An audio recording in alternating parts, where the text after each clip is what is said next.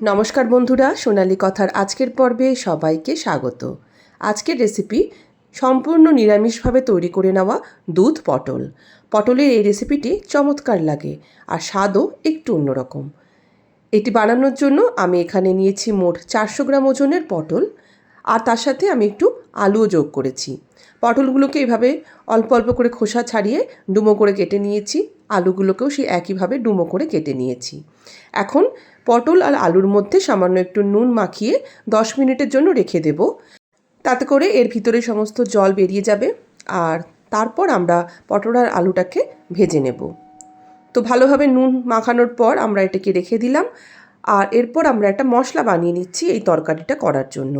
দেখতেই পাচ্ছেন এখানে ভর্তি করে 1 চামচ জিরে গুঁড়ো, 1 চামচ ধনে গুঁড়ো আর হাফ চামচ কাশ্মীরি লাল লঙ্কার গুঁড়ো নিয়ে সামান্য একটু জল দিয়ে গুলে একটা মসৃণ মশলার তৈরি করে ফেললাম। এবার সরাসরি চলে যাচ্ছি রান্নাটি করার দিকে। একটি কড়াইয়ের মধ্যে আমি দিয়ে দিচ্ছি সাদা তেল, আর তেল গরম হলেই নুন মাখানো আলু আর পটলগুলোকে ছেড়ে ভেজে নেব। দেখুন এতটা পরিমাণে জল কিন্তু আমাদের সবজিগুলো থেকে বেরিয়েছে। যদি নুন মাখিয়ে রেখে না দিতাম তাহলে ভাজার সময় এই জলগুলো রিলিজ হতো, তাতে ভালো ভাজা যেত না। আর আমি হলুদ ভাজার সময় দিই না, কারণ হলুদ দিলে তেলটা পুড়ে যায় পটল ভাজার পরে, আর সেই তেলে তখন আর রান্না করা যায় না। এই রান্নাতে আমরা হলুদের ব্যবহার তো করবই না। সামান্য একটু তেল আরও যোগ করে মাঝখানে একটু গরম মশলা মানে দারচিনি, লবঙ্গ আর এলাচ ছেড়ে দিলাম। তারপরে এই মশলার ঘোলটা যেটা বানিয়ে রেখেছিলাম সেটা এর উপরে দিয়ে দেবো। এই রান্নাটি কিন্তু বেশ অল্প তেল মশলাই হয়ে যায়, বিশেষ কিছু মশলা কিন্তু আমাদের এখানে করতে লাগে না। জিরে, ধনে আর কাশ্মীরি লাল লঙ্কার গুঁড়োর এই মিশ্রণটা একটু কষিয়ে নেওয়া দরকার, বিশেষ করে ধনে গুঁড়ো যেখানে আছে। তো সেই জন্য আমরা একটু কষিয়ে নিচ্ছি পটল আলুর সাথে মশলাগুলোকে। মিনিট 2-3 কষানোর পরে দিয়ে দেবো এর মধ্যে দুধ আমি এখানে প্রায় 1.5 কাপের মতন ব্যবহার করেছি। এই দুধটা আমার একটু ঘন করে জাল করে ক্ষীর মতন করে নিয়েছিলাম। আপনারা চাইলে নর্মাল হালকা তরল দুধও ব্যবহার করতে পারেন।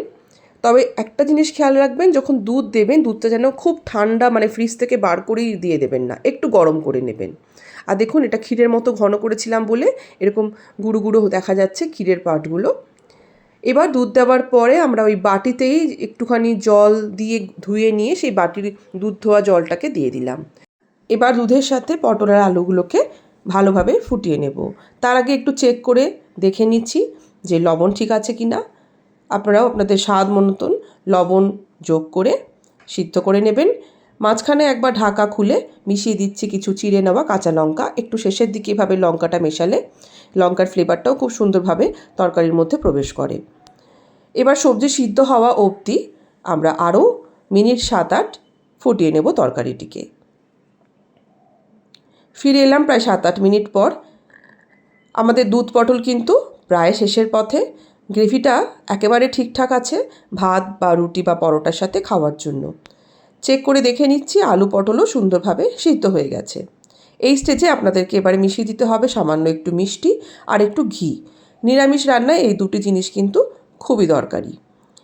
মিষ্টি আমি এখানে মেশাইনি, কারণ আমি যে দুধটাকে ঘন করে ক্ষীরের মতো জাল করেছিলাম তার মধ্যে একটু মিষ্টি যোগ করা ছিল। স্ট্যান্ডিং টাইম রাখবো 10 মিনিট, আর তারপরেই সার্ভ করে নেব আজকের এই নিরামিষ দুধ পটল রেসিপি। ভালো লাগলে এটিকে লাইক, কমেন্ট, শেয়ার করে আর আমার চ্যানেলটিকে সাবস্ক্রাইব করে আমার পাশে থাকবেন। আবারও চলে আসবো অন্য দিন অন্য কোনো ভিডিও নিয়ে। সবাই ভালো থাকুন। নমস্কার।